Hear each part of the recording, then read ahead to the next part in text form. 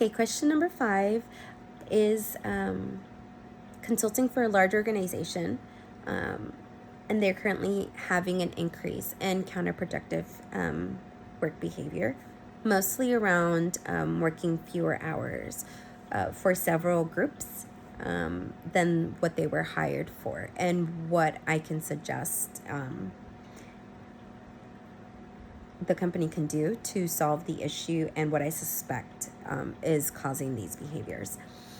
So one of the things that we want to discuss is what this is. So when we talk about counterproductive behaviors, we're basically saying that employees are engaging in behaviors that are counterproductive to the goals of the organization, which ultimately leads in a loss of profit.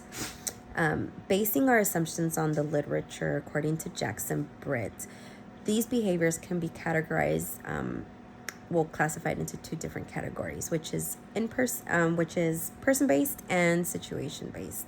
So either these are being created by the people themselves or by the workplace.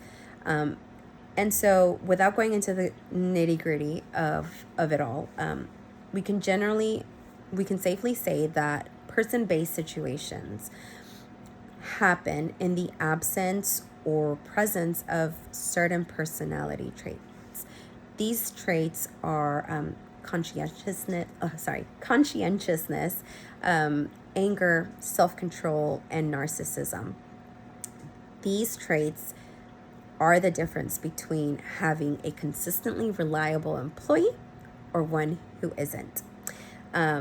However, as an organization, placing the blame entirely on the employee is unjust. And so organizations must also look within their organization to see if there's any influential factors that are taking place as well. And so one of the things is failure to monitor or periodically check in with employees enables this behavior as well. And so if we're seeing employees cutting back on these hours, we also have to consider that this might just be a new social norm.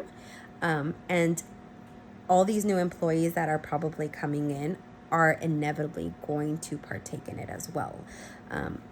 This can be for a variety of reasons, but sometimes it's having unclear roles and expectations, as well as an imbalance in the workload. And so organizations need to reassess, go back, and set clear expectations for every employee.